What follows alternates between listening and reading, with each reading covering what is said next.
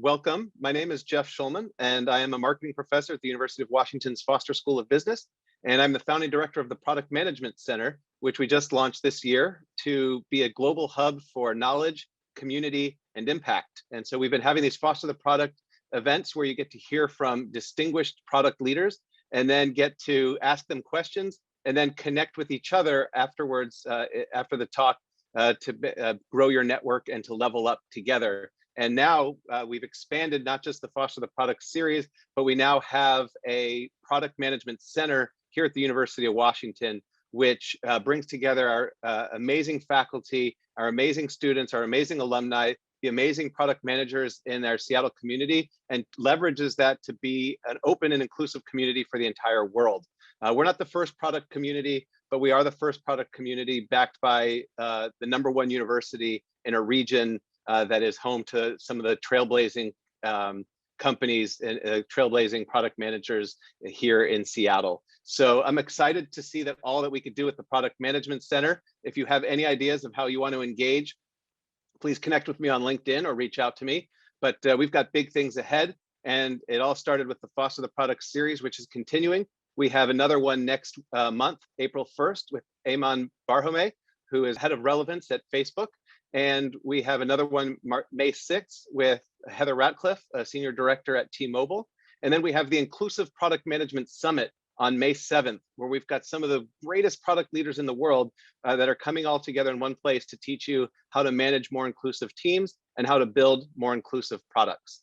And so please check out that. And then also feel free to join our LinkedIn community. We've got a thriving LinkedIn community where you could share ideas and hear ideas from other people.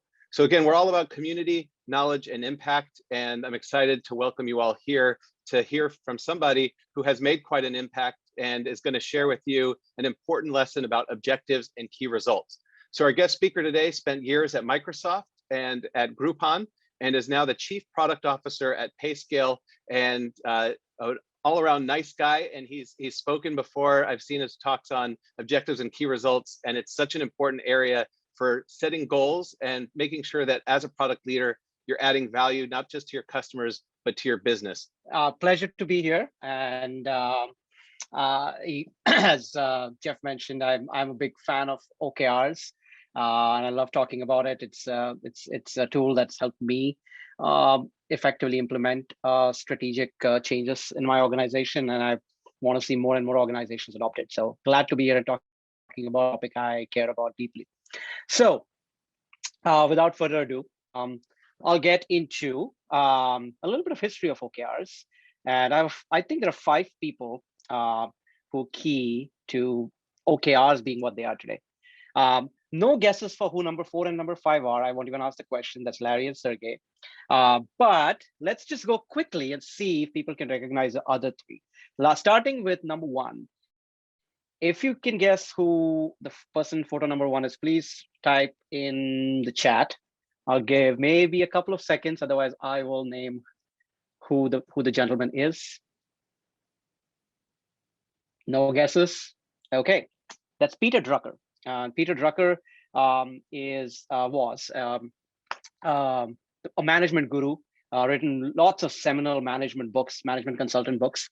And one of his key contributions to the area of management was management by objectives. It seems pretty simple right now, is have an objective and manage your organization to that objective. But it wasn't as simple as it seems until Peter Drucker formulated MBO. And it guided in the 1950s, through the 1950s, through 1980s, how organizations were run. So lots of seminal work done by Peter Drucker to a lot of foundations of today's how management is run in organizations is thanks to people like Peter Drucker.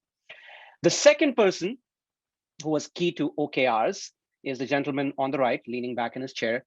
Any guesses on who this gentleman is? Andy Grove, that's right, JP. Nice to see you here. Second person is Andy Grove. And Andy Grove was engineer number 3 at Intel, and eventually went on to become the CEO of Intel. Intel grew from $4 billion to about a $200 billion company under Andy. And the key to, I think, the success of Intel was Andy's adaptation of MBOs into OKRs. So Andy is really the father of objective and key results. Now on to gentleman number 3. Any guesses on who that is? Absolutely right. That's John Doerr. And John Doerr, VC at Kleiner Perkins, and was famous for a lot of things, but in investing about $12.5 million in a small company called Google in 1999, turning it into billions of dollars for himself and for Kleiner Perkins. But along with that, he also gave Google the gift of OKRs. So he was on the board of Google, and he brought to Larry and Sergey saying, hey, I think this is how you should run your organization. And he laid down, formulated objective and key results. And finally, of course, the two gentlemen on the left bottom, Larry and Sergey, who really built Google on the principles of OKRs and really made OKRs into a thing in the Valley and then across the industry, across the globe. And so what started out there really expanded, and today a ton of successful companies all across the globe use objectives and key results to run their organization. What do I mean by run their organization, and what do OKRs really mean? I mean, some of you probably already know. For others, I want to introduce that today, and I want to talk a little bit about how I have applied OKRs in my organizations, how I found them successful, successfully applied, and what I have learned out of it. So that's what we'll spend our time today. So firstly, what are OKRs?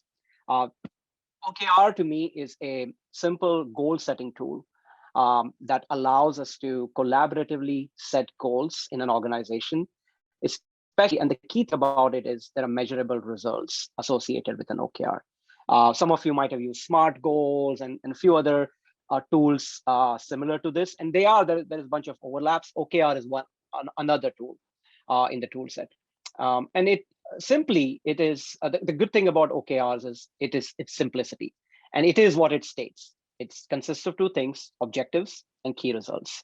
And objective is simple. It is what is your objective? What do you want to achieve? That's it. No more, no less.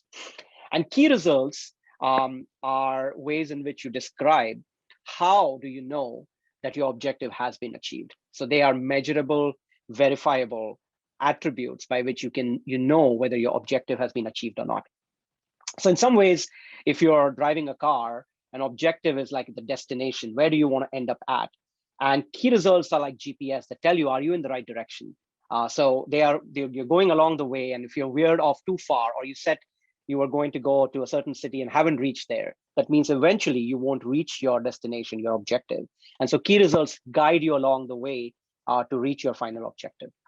So that's what really OKRs are. And we'll break it down a little bit more and talk about what makes good objectives, what makes key results, and how you can apply them in an organization. So objectives, as I state over here, is simply in plain words, what is it that you want to accomplish? And when you write objectives, what I've found good objectives to be are not, the objectives in themselves shouldn't be measurable. So it shouldn't be like run a 5-minute mile. That's not an objective. An objective would be run faster, learn how to run. And then a key result, which we'll talk about later, is what is measurable. So objectives need to be, what you want to do. It could be big and grand, like find a cure for cancer. That's a good objective to have. Or it could be like, from a company, it could be a specific thing like, this year I want to achieve profitable growth at Payscale, or I want to build a world-class product management team. These are all good objectives. There's something that you as an individual or team are desiring to do. And they need to be many times, and I'll show you in the examples that we use, objectives don't need to end in a month or a quarter or even a year. Objectives can last for a long time. It's key results that tell you whether you're reaching those objectives or not. I mean, find a cure for cancer is a good example where it might take years, decades, but then you can measure whether you're reaching there or not through key results that you set for yourself. So that's objectives. And key results, as we mentioned, these are the measure of, are you reaching towards your goal, to your objective or not? And a good measure of whether you've written a good key result or not is Does it have a number or a measure? And does it have a timeline? Because these two allow you to see at the end of the time period, have you achieved that key result or not? If you can't unambiguously say if this KR was achieved or not, then your KR hasn't been described well enough, and you need to do a better job at describing it. So a good examples over here, what is a bad K result is increased conversions on the website. Okay, that's fine, but at the end of the quarter, did I increase by enough? Like, is that a good KR or not? Or did data upload become efficient? What does efficient mean? These are not good KRs. KRs that are stated above, which is grow conversions by 15% year over year by Q3. Now, at the end of Q3, I can go look and say, did my conversions, I mean, it'll probably be a little bit more specific than that, but you can say, did conversions improve by 15% or not? If they did, great, you achieved. If they didn't, you did. So make your key results have two things. One, there should be a number of measure that you can measure against, and there should be a timeline that that tells you when it should be measured. Now, an interesting thing is a lot of OKR frameworks leave out something that I found to be very important, which is initiatives. So we saw objective, which is this is what needs to be achieved. Key results are this is how you're going to measure whether you achieved something or not. But a key part is how are you now going to go meet those key results? And those things are described by initiatives. And so these are binary, these are things like I'm going to do this. That in itself may not meet the key results, but your hypothesis is by doing a bunch of these activities, you will reach those key results. So things like, if you have you're on the marketing team saying, I will write 10 blog items this quarter. It's a good initiative. I'll write down a product vision and distribute it. It's a good initiative. And so these three together form what I think is OKR: an objective, a key result, and the initiatives that get you to those key results. A lot of time what you'll see is people confuse initiatives for key results. Now, initiatives are what I call input metrics. These are things that you do to with your hypothesis that will achieve the key results. Key results are the output metrics. That's what you can measure whether your objective is being reached or not. So just finishing initiatives is not a key result. You will achieve your objective by achieving those key results. And so a lot of times you'll see that initiatives masquerade as key results. And you'll see a lot of people write OKRs as attract more people to the website. And my key result is write 10 blog items, perform research on Instagram, or so on and so forth. Now you could do all these three things, KR1, KR2, KR3, as it's written over here, and you could achieve those, yet do nothing to reach your objective. There is no way if you did these three, you would did I attract more people? No, I don't know. So if your objective were to be attract more people to the website, the key result should be something that measures that, which is increase the number of visitors to the website by so much percent or such a number. And these three things that are listed here should really become initiatives. And you focus on the initiatives with the hypothesis that your key results will be reached. And so when you put this all together is how I have seen OKRs to be the most useful. Define objectives, define the key results for them, and then define initiatives that you think will help you reach those key results. I'll get into roadmaps. I'm keeping an eye on the time since we need to cover a bunch of things. So as a product manager, so OKRs, by the way, stepping back a little bit, OKRs can be applied to any strategic initiative that you want to drive in your organization. I'm going to talk a little bit about how I do in the product organization, but OKRs really are much more powerful when done at a complete organizational level, because in general, just building a product doesn't achieve the success that you want to do. It's really an organization's goal that needs to be achieved. And so they're best applied when you're doing it across marketing, sales, customer success, product engineering. But we won't have the time to cover all of it. So we're going to focus on how can we do it effectively in a product organization. So typically, if you're a product manager, you're building product roadmaps, right? And I've built product roadmaps for the last 20 years. I've seen a lot of ineffective product roadmaps. And the reason I found many of the product roadmaps to be ineffective is because they miss the why behind, why are you doing certain things? And what they end up being is a laundry list of features. So you'll see a lot of product roadmaps, which is these features, and the product managers and teams will go build these features. At the end of it, nothing will have moved. No metric will have moved. It might move, but it may not be because you build those features. And this is where OKRs, using OKRs to build your product roadmaps is so powerful that you move us away from a laundry list of features into truly what matters, which is what is the objective and what is the key results. So the way I'll talk about how I have done roadmaps initially at Groupon and now at Payscale as well as OKRs. I use a tool called Product Board. You can use a whole bunch of any tool. You can even use Excel spreadsheets for that matter, but it's important to capture it somewhere. So we use a tool called Product Board. And what we do is have a product roadmap for each of whatever you might call a product. It may not be a product that the customer sees as a product. It could be product areas that you have created, some sort of a unit, a chunk that you can create a meaningful, meaningful roadmap for. So these are the following areas that we have built our roadmaps on. Some of them are distinct products, some of them are product areas. And within those, what we do is build an OKR-driven roadmap. And I'll talk more about what that means. So each of these blue bars that you see, these are all objectives. So for example, improve efficiency of CS operations, customer service operations. That was one of our objectives in 2020. And so you can see the spans across multiple quarters. Then update market pay to reduce technical debt and improve our CX. That was a objective. Retain top clients is an objective. So all these are objectives, and by definition and by design, they stretch across multiple quarters. So that's primary things. You'll see it's not broken down by feature area, like the dashboard or this feature or that feature. It's broken down by objectives. Now, for each objective, what we do is we write down. This is, for example, if we pick improve efficiency of site operations, you'll define what that objective is, which is this is an ongoing objective to improve the efficiency of various processes that the CS ops team does for the customer base. That's the objective, very simply stated. That's what we want to do.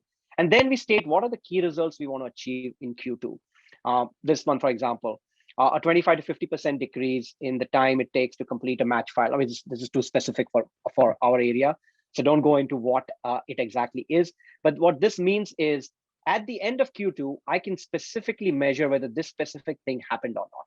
And so are these remaining objectives as well. They all will have a time horizon, and they all will have a specific way of how to measure.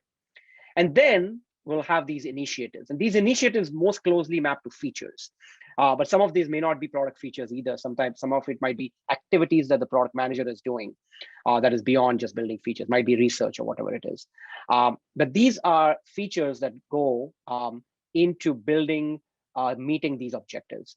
So these are what we had kind of roadmap for Q2. And then you go inside each of these, there'll be more description and so on and so forth.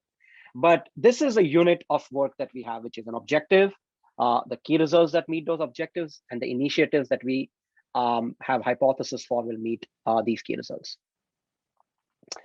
Some best practices I've found that help us do OKRs well is creating OKRs for a team and not for a discipline.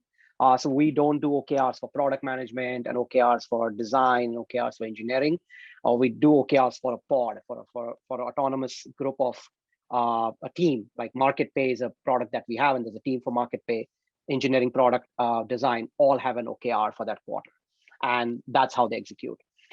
In general, teams have, in any given quarter, don't have any more than 3 to 5. 5 is a lot too. Generally about 2 to 3 objectives. And each objectives don't have anything. Each objective doesn't have any more than 2 to 5 key results. So objectives, need not be inspirational. It's good if they're inspirational, but they need to be customer and business focused, right? So they shouldn't be build this feature. That's not a good objective. Build the feature is an initiative. So you want to have what is, and sometimes you have to ask the question a few times. Why am I doing this? Why am I doing this? And then you bubble to, this is my objective. So make sure you write that objective down. Make key results really simple. And a lot of times there is ambiguity in key results, and just keep asking the question, how can I measure this? Sometimes I've heard my PM say, it's hard to measure this. And my response back to them is, if it is hard to measure it, then either you haven't thought deeply enough, or maybe it's just not worth doing. Because if you can't measure something, then what's the point of doing it? Are you just assuming that magic will happen and this objective will be reached? And in general, there's always a way to measure it, whether even if it is something as qualitative as customer satisfaction increase, you can still do surveys and measure it. So make sure they are simple, unambiguous. And then last one is, do not confuse your key results with initiatives, because otherwise you will just keep hitting your key results every quarter by quarter, and your objective will never be reached, because you're just doing activities and you're thinking about input metrics and not output metrics. So those are the best practices I've seen. And the reason I've seen why OKRs work is there's clarity of intent, which is, nobody can tell me ask me the question, why am I building this feature? It's written down there. Like, this is my objective, this is my key result. You can question, is this the most important objective? Sure, that's a good question, but not why should you be doing this in the first place. It's very clear in the roadmap itself why I'm doing something. It all focuses on the strategy, but also on the execution. So it tells us these are the initiatives that will reach you. So it's very clear, why am I doing, how will I measure it, and how am I going to approach it. And it also allows you, the key results themselves. This is, every organization can do its own, where you can have these stretch key results as well. You can say, I have these key results that we are going to hit, and then these 2 stretch key results that I'm going to try to target. And it allows you to innovate and say, I don't know whether I'll reach it or not, but this is how I'll measure whether I'm successful or not. And write those down as stretch KRs. So it allows you to innovate. But most importantly, what I found is the reasons OKRs work is alignment.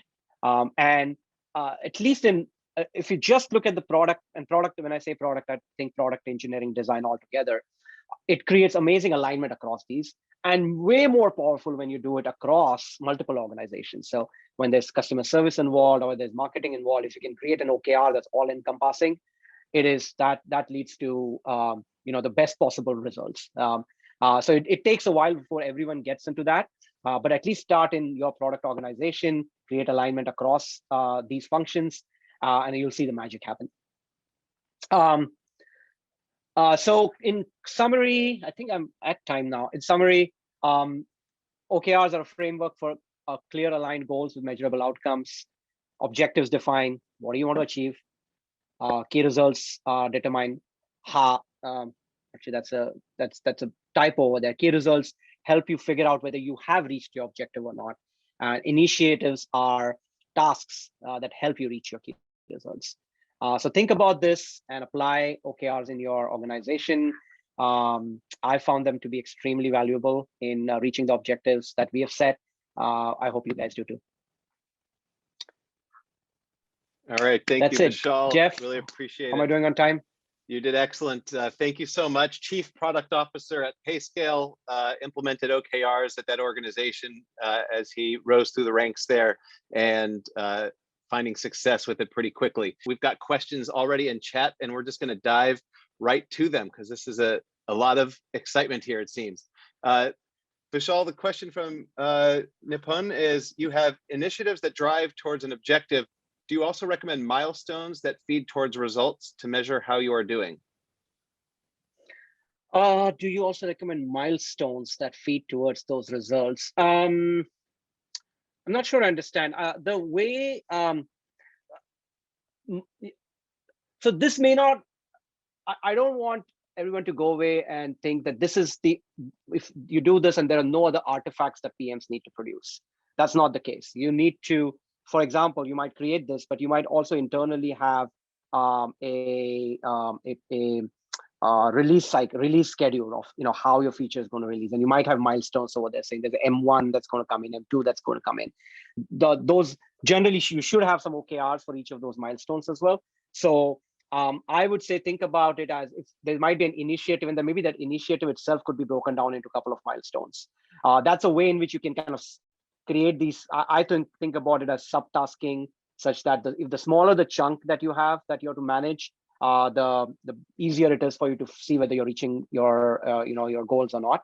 So I look at milestones really as maybe chunks of initiatives. Here is a question from Nick. We see OKRs as the relationship between initiatives and key results. How do you take into account other costs that may arise as a result of the team's focus on this objective? So how do you keep a system view and prevent yourself from being lost in the weeds? How do you keep a system view? Let me read this. Objective. I'm not sure I understand. How do you take into account other costs that might arise as a result of teams' focus on objective? I'm assuming actually, that. Sorry, go ahead, Jeff. Go ahead. I was assuming that they meant kind of that you get too focused, laser focused, and you miss out on some of the other factors that you might want to consider. But so talk about maybe the benefits of having that laser focus. I mean,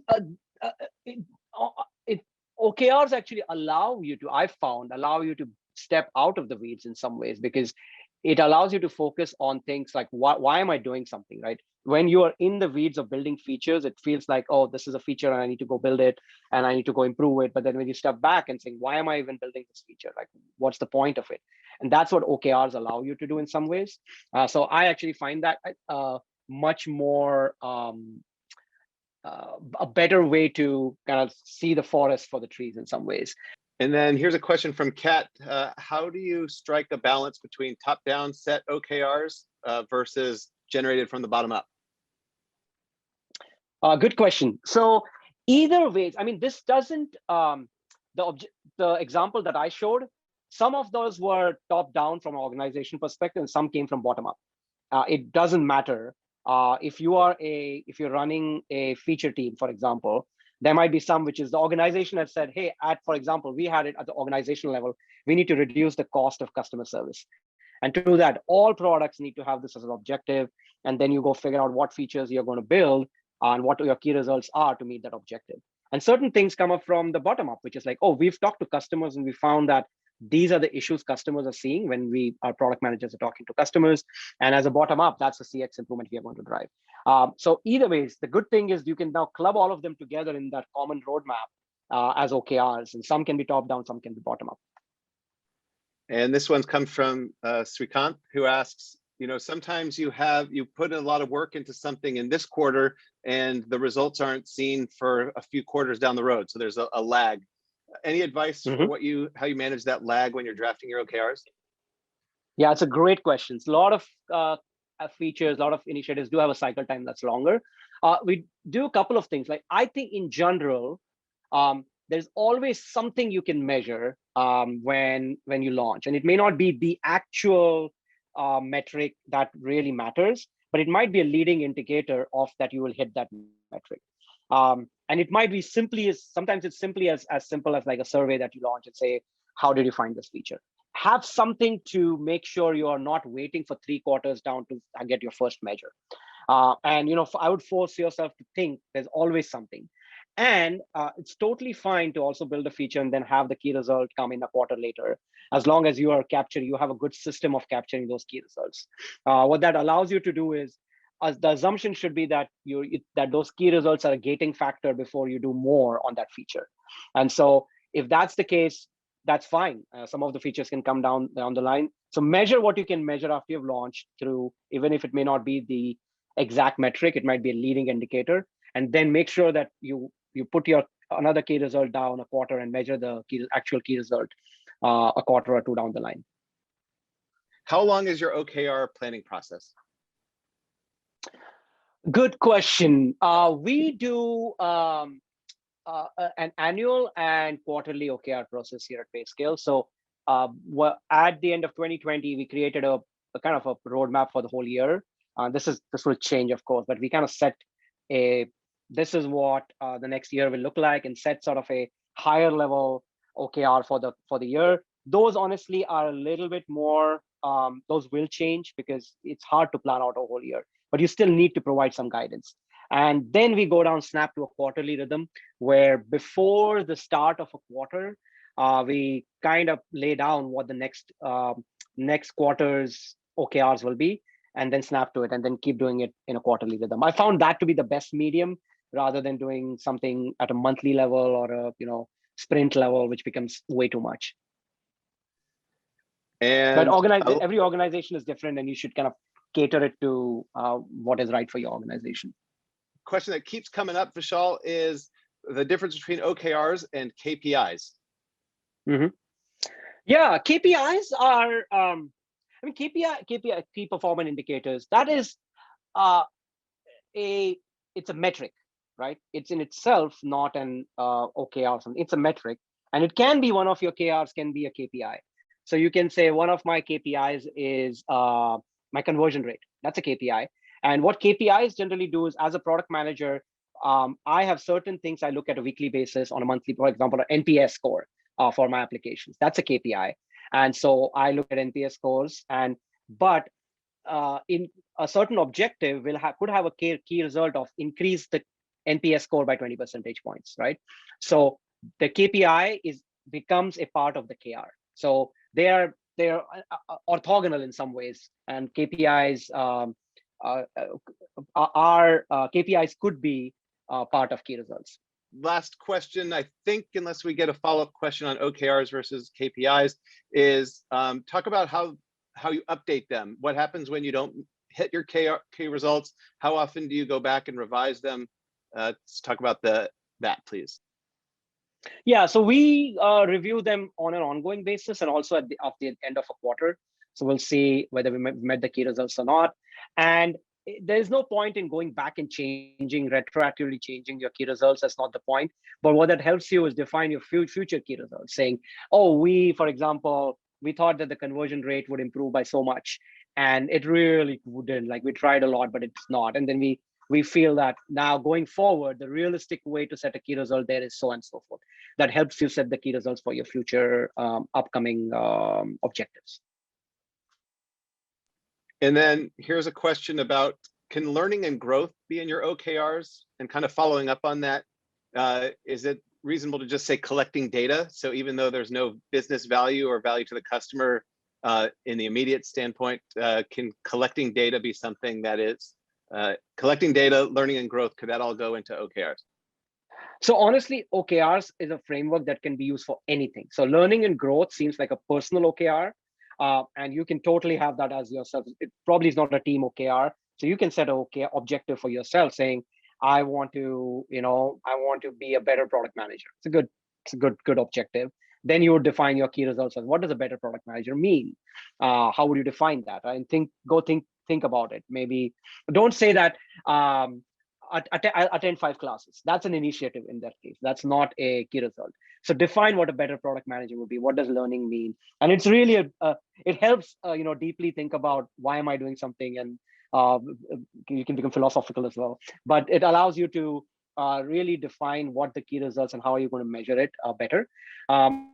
As far as collecting data, doesn't sound like a good objective to me at front. Like, you need to, I would push a little bit and ask, why are you collecting data? What is like, maybe it is you need to figure out something, whether you want to invest in a certain initiative or not. And that's what you want. Like, your objective is to create a roadmap, right? Like something like that. You want to figure out the vision for the future.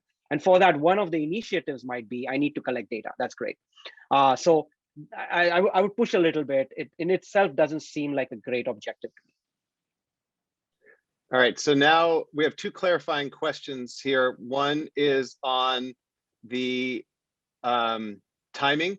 So the question is to be a bit more specific. How long is the actual planning process? Like, do you set aside a week for your team or for your group to come up with the OKRs? Do you set aside 2 weeks, a day, an hour? Like, how long does the sitting down and writing down the objectives and thinking through what's appropriate, how long is that process? So the thing that I've found, which is true in most organizations, is your objectives fairly remain constant. It's like, generally you won't manufacture new objectives all of a sudden in the middle of a quarter.